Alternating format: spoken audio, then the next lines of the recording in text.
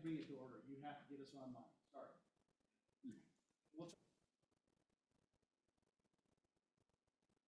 Chairman, so I'll take roll. Roll call for House Revenue. Representative Brown,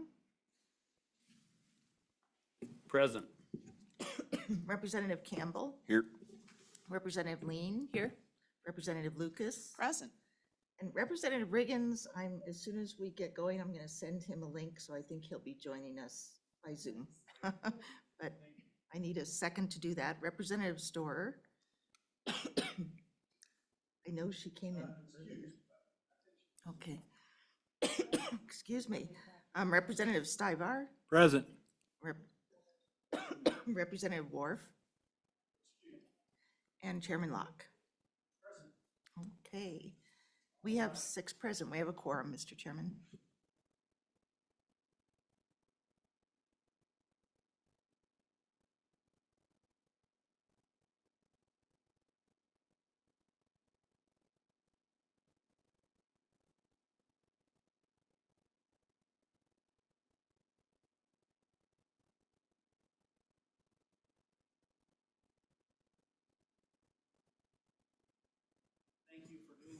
You're welcome. Thank you, Mr. Chairman and members of the committee. Once I explain the history behind Senate File 38, I think the change from arithmetic to geometric will make sense to you.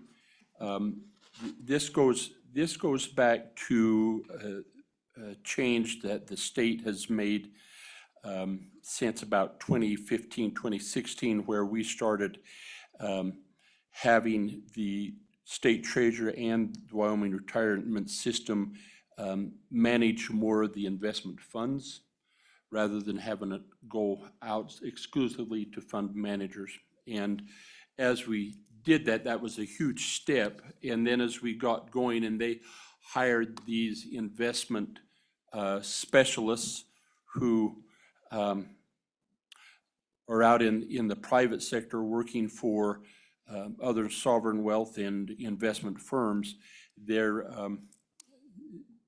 expertise is unique, and their compensation needs to be commensurate with the work that they do. So what the legislature then, a few years later, through the efforts of the retirement system and state treasurer's office, was to develop a performance compensation plan that would allow each of those entities to set benchmarks for the assets managed by the respective agency. And then when the earnings exceeded the benchmarks, then they could take share up to 2% of those earnings with the investment team, okay? So that putted along. I want to say that took place maybe in 2020, 2021 when we first put that into place. Last year, in the Appropriations Committee and in the budget bill, we had 3 years under our belt of this performance compensation plan. And the question is, do we have it structured right? Are the benchmarks appropriately set? Are we doing this right? And so in section 320 of the budget bill last year, we appropriated some funds to have an audit and an evaluation of the Treasurer's Office performance compensation plan, and likewise for the retirement system. Makita, I believe, done the one for the Treasurer's Office, and RVK done the one for the retirement system. Right. And the result of that came back was that they found that all the reporting calculations and practices utilized for the quarterly reporting and the incentive compensation program were accurate, and the methodologies fell within the industry standards, what we was hoping for. But then, as they went through, when we first set that up, because for the first 1, 2, 3 years, basing that over a 3-year or a 5-year average, how do we initially do that? And they set it up as an arithmetic average. So if you take 3 years, and we'll just use simple math, 1 plus 2 plus 3, whatever those amounts are, I'm just using simple math.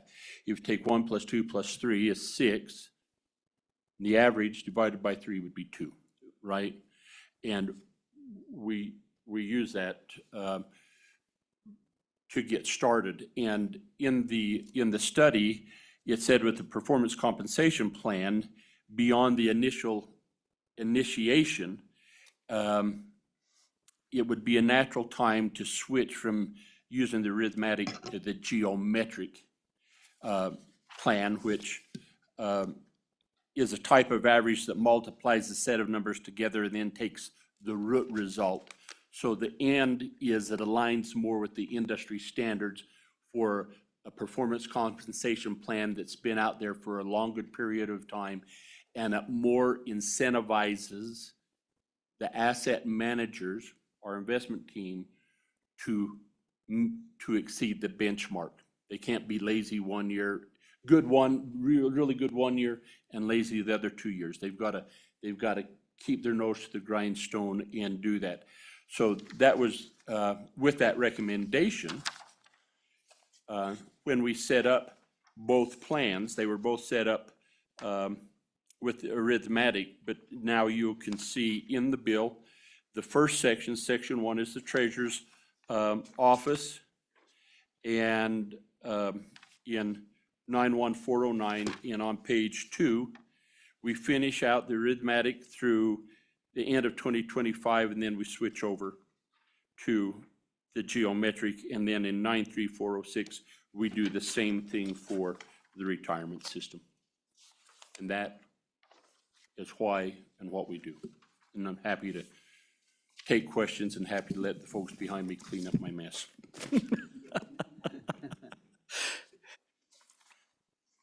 Thank you, Representative Larson. And please, any questions for Representative Larson? Representative Lane, please. Thank you, Mr. Chairman. Thank you for coming today, Representative. My question is for transparency purposes versus for the two components. The arithmetic versus the geometric, is one more transparent than the other?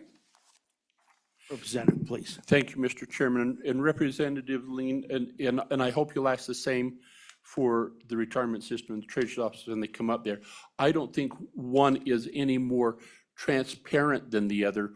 One is more of an industry standard that that shows the professionalism and the expectations we would expect out of an investment team. It's just a little more refined, but I don't think one's any less transparent than the other. Thank you. Representative Storer. Thank you, Mr. Chairman. Thank you, Representative Larson, for being here this morning. My question is, I think, does the geometric capture the volatility both on the upside and the downside better than the arithmetic? And is that also why it is a better standard? Is that correct? Representative Larson. Thank you, Mr. Chairman, and Representative Storer. That is my understanding, and you would know far better than I in how that is doing it. I mean, I remember when we talked about this and, when they brought the report and I was trying to understand it, but yes, it captures more of the swings, which then also helps us to be more diligent in looking at those performance measures. So I think Lloyd's answer is yes. Please ask the same. If you don't already know the answer, please ask the same of the folks behind me, because I think they could answer that better. Other questions for the representative? Thank you so much. I really appreciate you taking some time and presenting that for us, sir. Thank you. And by the way, thank you for the history. I think that helps a little bit for us to understand what happened. Oh, I'm sorry. I didn't see that, JR. Oh. Representative Riggins, welcome. I'm sorry we didn't even see you over there. Morning, JR. Did you have any questions? No, Representative I Ritter? didn't. Thank you very Okay, much. very good. Thank you, sir. Appreciate it. And please, if you, both of you, please feel free to come forward. Hopefully this will be fairly quick and we can,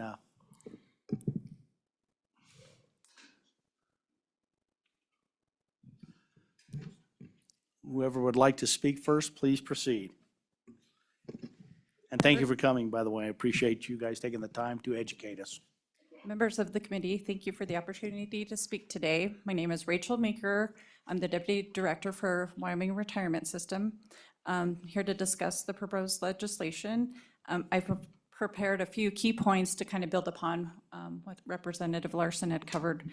I'm going to start with the handout. We did submit a handout, so you should have two things, a memorandum and an annual performance compensation update. I was going to go over the performance compensation update and just touch on a few key points for the Wyoming Retirement System. So the purpose of the annual performance compensation update is to report the status, payments, methodology, and risk assessment and future estimates for the performance compensation plan. And this is pursuant to the statutory requirement that requires WRS to report the status to the Joint Appropriations Committee and Committee on Capital Finance each year by November 1st.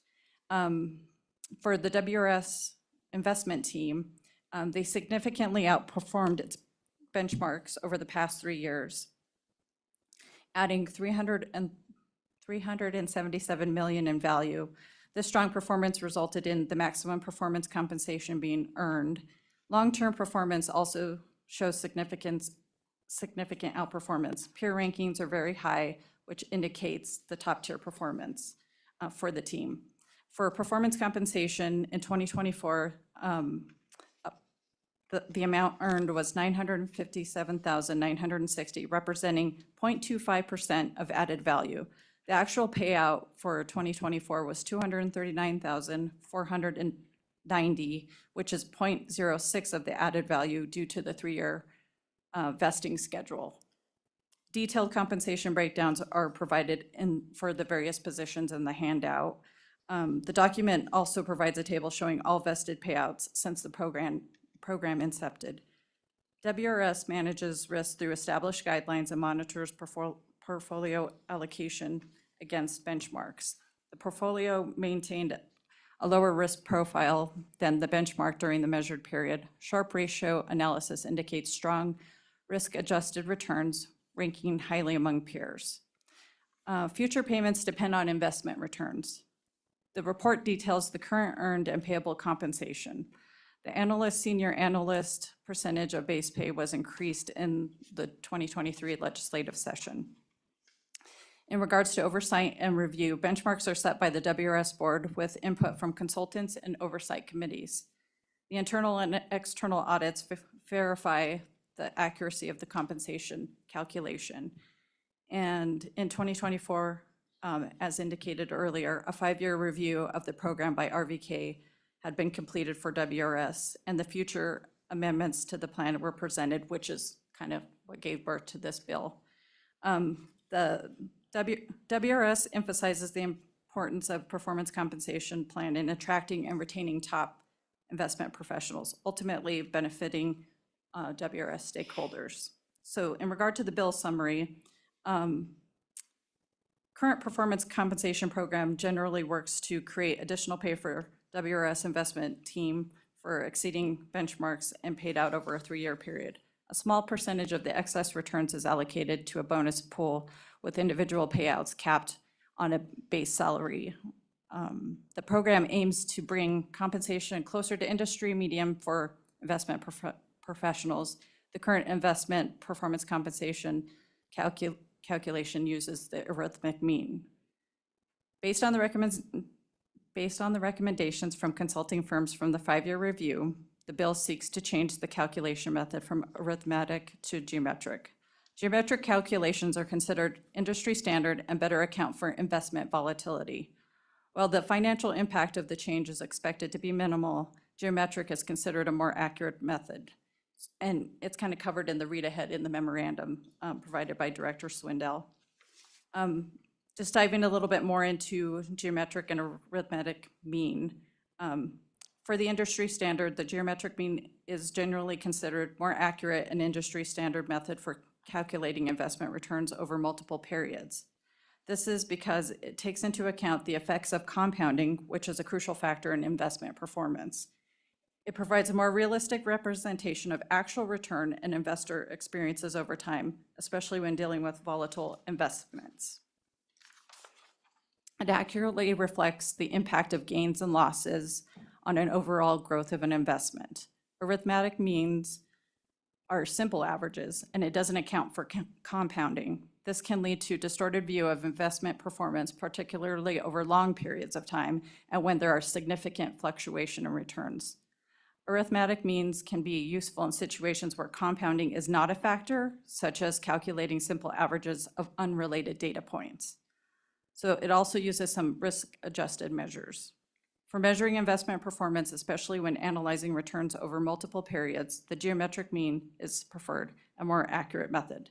Therefore, the investment industry, when needing to calculate a true representation of investment return, the geometric mean is generally accepted standard. And I will stand for questions. Any questions for Ms. Maker? Did I say that correctly? Meeker, yeah. Meeker, sorry. I'm very sorry about that. Any questions? Representative Lean. Thank you, Mr. Chairman. I'm not sure if it's for you or Representative Larson. As I was reading this on page 4 in section D, it says, beginning the fiscal year of the 2 immediate preceding fiscal years. And so I was just wondering if we started doing this, and so this just helps to cover you in the meantime, or how do because we can't go backwards in time. Representative Larson. Mr. Chairman and Representative Lean, so you're right. We started the performance compensation plan, and this is just setting a date in time when we'll switch from arithmetic to geometric. So the payments from fiscal year 2022 through 2025, it will be arithmetic, and then we'll change to geometric. Did that answer? Yeah.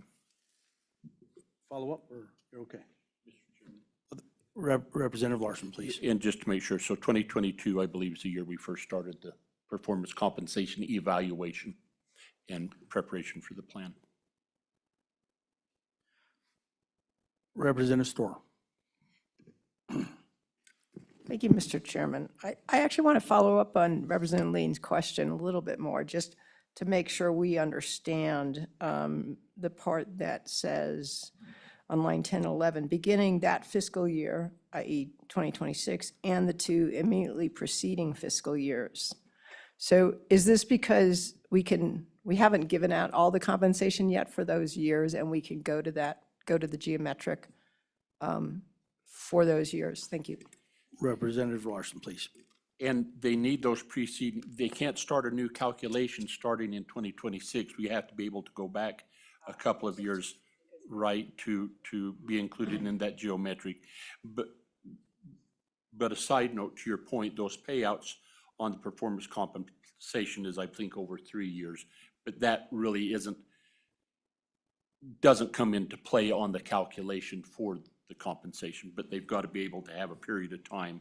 So they're going to reach back into the 2 previous years where they were using the arithmetic, and then they'll use those previous 2 years and moving forward in the geometric. Great. Other questions? Thank you for that clarification. It looked like it was a kind of a reach back to the 2 previous years and covered that, but great, fantastic. So any other questions for Ms. Meeker? Okay, very good, sir. Please proceed. Chairman Locke, my name is Norman LeBlanc, and I'm the Chief Operating Officer for the State Treasurer's Office.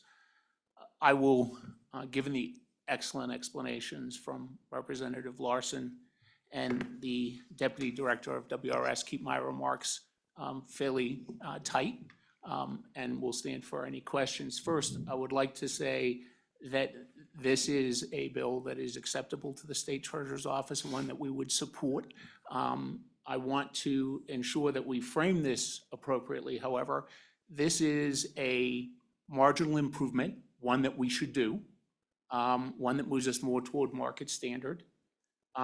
But it is not a major change to what we've been doing. What we have been doing in calculating performance compensation has been correct.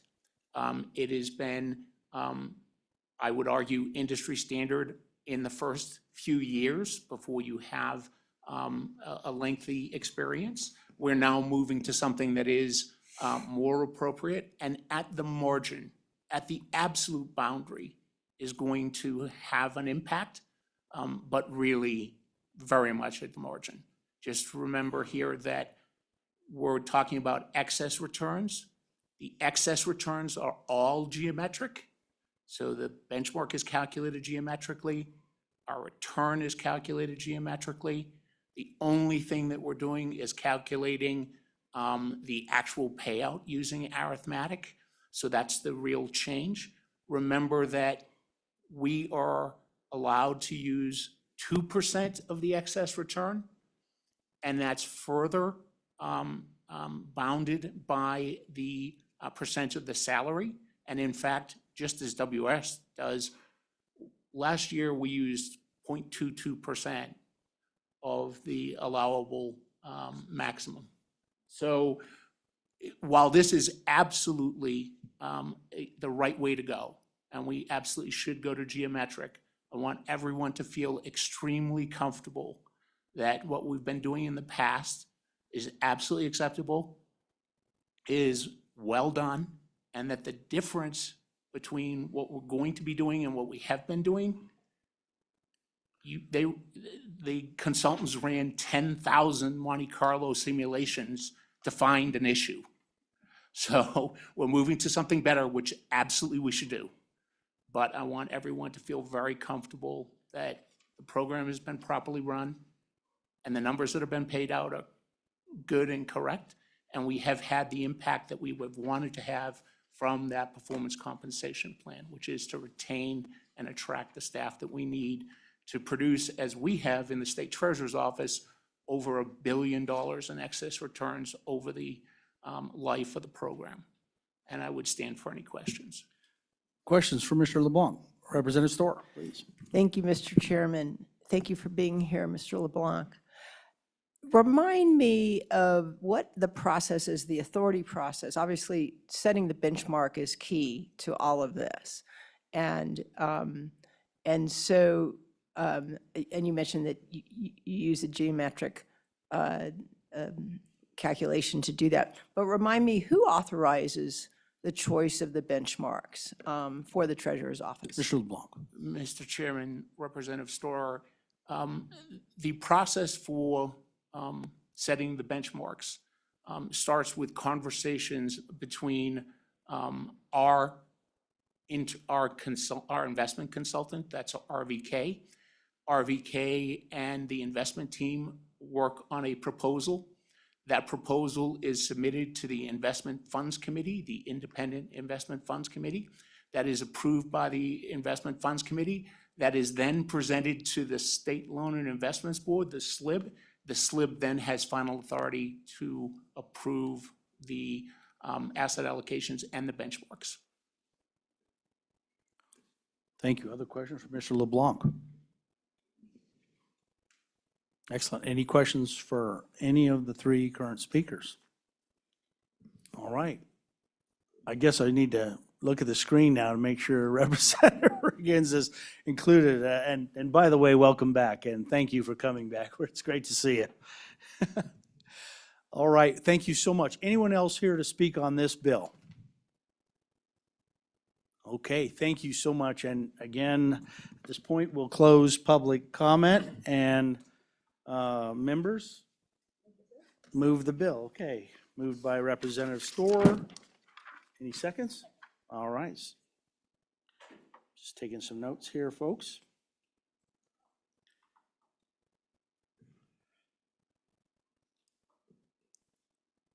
All right. So, any amendments? I think we would be scared to make an amendment of this bill. So you see the fear. No, I'm just kidding. Sorry. When the chairman breaks the quorum, I'm not sure how that works, but maybe Donna gets me in trouble. Anyway, discussion on the bill, please. Yes, Representative Lean. Thank you, Mr. Chairman. I just want to thank those involved with making this come. I know it's not always easy to oversee the money, and you're always open to discretion, and so I just want to thank them for their hard work and their investment in time in this and putting it forward for us. Thank you. Other discussion on the bill? Seeing none, I think we're ready for the vote. Thank you so much. Donna, please proceed. This is a roll call vote on Senate File 38. Representative Brown, Aye. Representative Campbell, Aye. Representative Lean, Aye. Representative Lucas. Aye. Representative Riggins, Aye. Representative Storer, Aye. Representative Stivar left an absentee vote of aye, and Representative Worf also left an absentee vote of aye. Chairman Locke. Aye. All right. Nine It's- aye, Mr. Chairman. We got 9 ayes, so we have now passed the committee. Representative, are you okay presenting on the floor? Would that be acceptable, sir? Oh, fantastic. Thank you so much, and thank you for being here. And by the way, everyone, thank you for taking the time to walk us through, educating us. I really do appreciate that. I'm grateful for that. And again, thank you all for being here. And all the work you guys do for us here at the state as well. So everyone have a blessed day, and any other business for the committee?